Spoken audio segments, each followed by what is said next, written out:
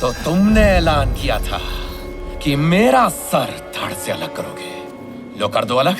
लो लो ना ये सर। तुम तो पहले ही अपना सर अब्दाली के पैरों पे रख चुके हो। तो अब क्या करोगे? और लड़ोगे? बचेंगे तो और भी लड़ेंगे।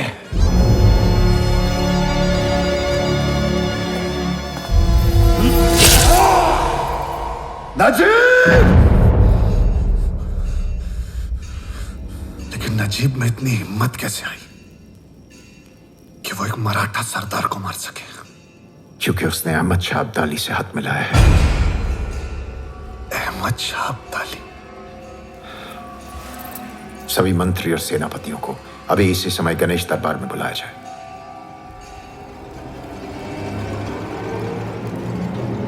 दत्ता जी की हत्या मराठा साम्राज्य पर सीधा प्रहार है। और अब्दाली के आने का मतलब है पूरे हिंदुस्तान पर आक्रमण। इस बार 1 लाख की फौज लेकर आ रहा है वो। पिछली बार इतनी लूटपाट मचाई, कत्लेआम करके यमुना का पानी लाल किया था। इस बार हमें उसे रोकना होगा। श्रीमान, अब्दाली शनिवारवाड़ा नहीं लाल किले पर कब्जा करने आ रहा है। उत्तर में इतनी दूर उनकी लड़ाई लड़ने हम भला क्यों जाए? इसलिए कि दिल्ली में इतना दम नहीं कि वो अब्दाली का मुकाबला कर सके। और ये मत भूलिए, हमने उन्हें वचन दिया, चौथ की रकम के बदले आक्रमणकारियों से उनकी रक्षा करेंगे। अपना कर्तव्य निभाने का समय आ गया है, अतः आघार नहीं। पर भाऊ साहब, श्रीमंत, मैं आपको ध्यान दिलाना चाहता हूं, हम अभी अभी एक लड़ाई लड़ चुके हैं। सैनिक इतने थके मांदे हैं कि अपना जरा बख्तर भी नहीं उठा सकते, एक और युद्ध का बोझ कैसे उठाएंगे? ठीक कह रहे हो आप, पर और कोई विकल्प भी तो नहीं है। वो 1 लाख की फौज लेकर आ रहा है तो लिंगो जी, कोई आपके घर पर हमला करेगा तो आप शत्रुओं की संख्या गिनोगे या फिर पूरी ताकत के साथ उसका सामना करोगे? बोला बोला। मैं इस सदाशिव से सहमत हूं। हमें हमारी सेना भेजनी चाहिए। ठीक है, अगर ऐसा है तो राघोबा को जाना चाहिए। जो आज्ञा श्रीमंत। हमारे घोड़ों ने सिंधु और कावेरी का पानी पिया है तो ये यमुना क्या चीज है। मुझे 1 कोटि मूल्य का स्वर्ण और 80,000 की सेना चाहिए। पण राघोबा दादा, पेशवा संपत्ति इस समय कम है, तो जो है उसी में काम चलाना पड़ेगा। अगर ऐसा है तो अब तक ये धनमंत्री के ओहदे पर क्या कर रहे थे? राघोबा, आपने अटक का किला भले ही जीता, लेकिन आप कर्जे के बोझ के साथ लौटे थे। मैं उसी को हटाने में लगा हुआ था। हमारे शत्रु दिवाले होने चाहिए और हमारा साम्राज्य हिंदुस्तान में सबसे ज्यादा संपन्न। पर यहां तो उल्टा है। ये ठीक कह रहे राघोबा। अरे राघोबा दादा, जहां तक सेना का संबंध है, हमें यहां भी तो चाहिए। दिल्ली बचाने के चक्कर में हम पुणे को दांव पर नहीं लगा सकते, इसलिए आपको 40,000 की सेना ही मिल पाएगी। 40,000? बस इतनी सी? 40,000 की सेना कम नहीं है राघोबा। क्या जानते हो आप?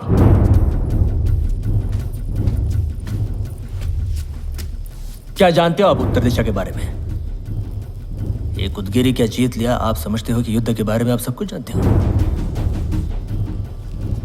दिल्ली कोई बच्चों का खेल नहीं है सदाशिव भाऊ। आपकी तलवार जंग खा रही है और अपने कलम के तीरों से आप अब्दाली का मुकाबला नहीं कर सकते। मेरे हाथ में तलवार वापस लौटा के तो देखिए। असका,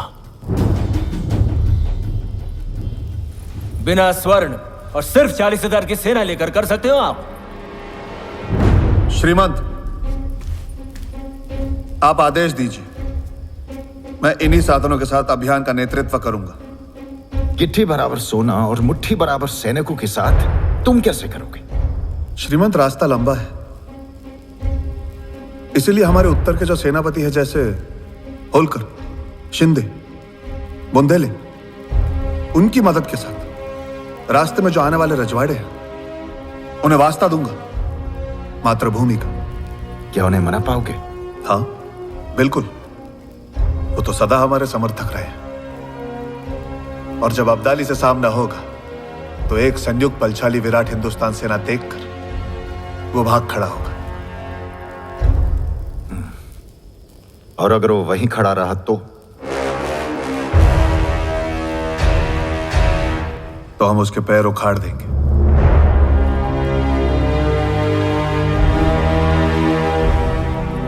निर्णय हो गया। सदाशिवराव भाऊ पेशवा अभियान का नेतृत्व करेंगे। ईश्वर करे कि सरिया ध्वज को नई ऊंचाइयां मिले।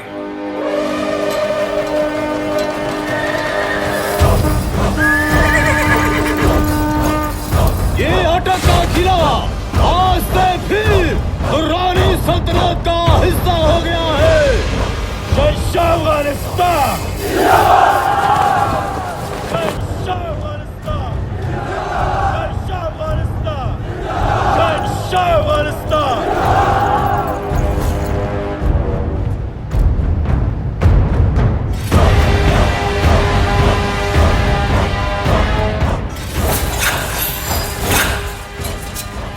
ऐसे दान पट्टे कितने हैं? 20,000। और भाले कितने हैं? 5,000। कम है, 10,000 और बनवाइए। जी श्रीमंत। पेशवेण पार्वती बाई येत आहे। पार्वती तुम यहाँ? मेरा मतलब है आप यहाँ क्या कर रही हैं? वो मुझे देखना था कि आपके हथियार और ज़ेरा पख्तर ठीक है या नहीं। ये तो कारण नहीं हो सकता। राया एकांत हो बादशाह। तुम्ही या मी बांधते। जी बादशाह।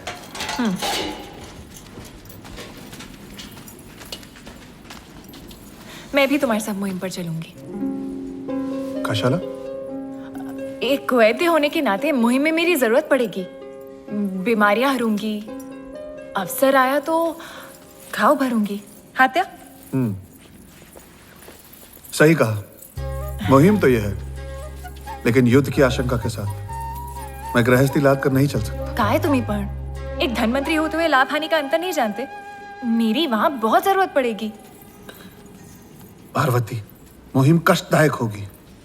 तो मुझे अपनी ढाल बनाकर ले चलो। सुख में पीछे रहूंगी और दुख में आगे आ जाऊंगी। हम तंबू शामियाने में रहेंगे। तंबू शामियाने में रहना गोपिका बाई के तानों में रहने से अच्छा है।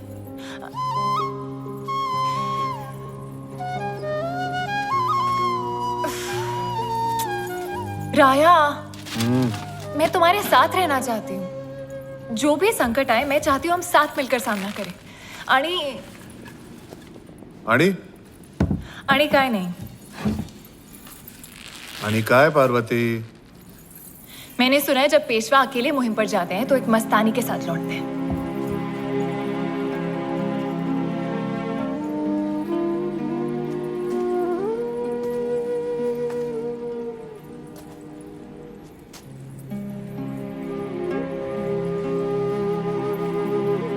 तो असल मामला ये है।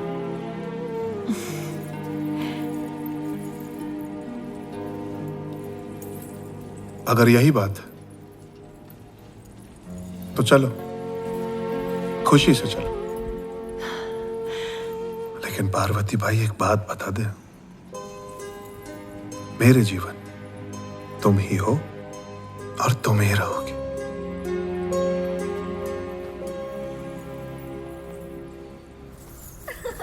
राया, एक बात कहूं? बोला। विश्वास कब तक झूला झूलेगा? उसे पेशवा कैसे बनते हैं उसके नीति नियम सीख लेने होंगे। तो क्या करें? सदाशिव अब्दाली को निश्चित रूप से हरा देगा, फिर दिल्ली पर अपना अधिकार जमा लेगा और हिंदुस्तान का शहंशाह बन जाएगा। मैं केवल ये कहना चाह रही हूँ कि जिस सेना का नेतृत्व सदाशिव कर रहा है उसका प्रमुख सेनापति हम अपने पुत्र को बना दें। फिर दिल्ली के सिंहासन पर वही बैठेगा। जरा सोचकर देखिए राया, शहंशाह हिंदुस्तान श्रीमंत विश्वास राव पेशवा।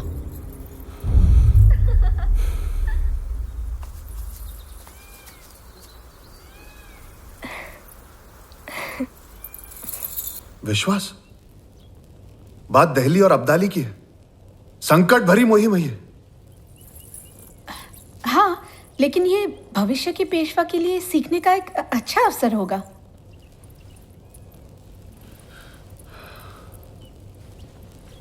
दादा,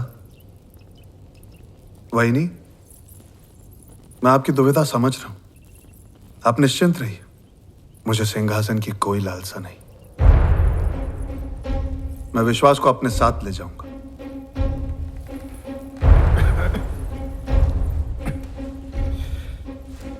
आश्वासन दो, तुम उसकी रक्षा करोगे। अपने प्राणों से बढ़कर।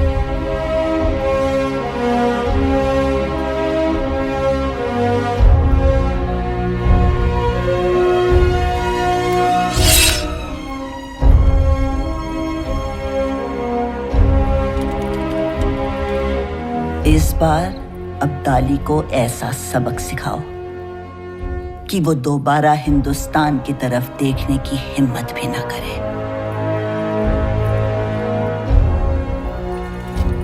मैं विजय तिलक लगाने की प्रतीक्षा करूंगी। आयुष्मान भव।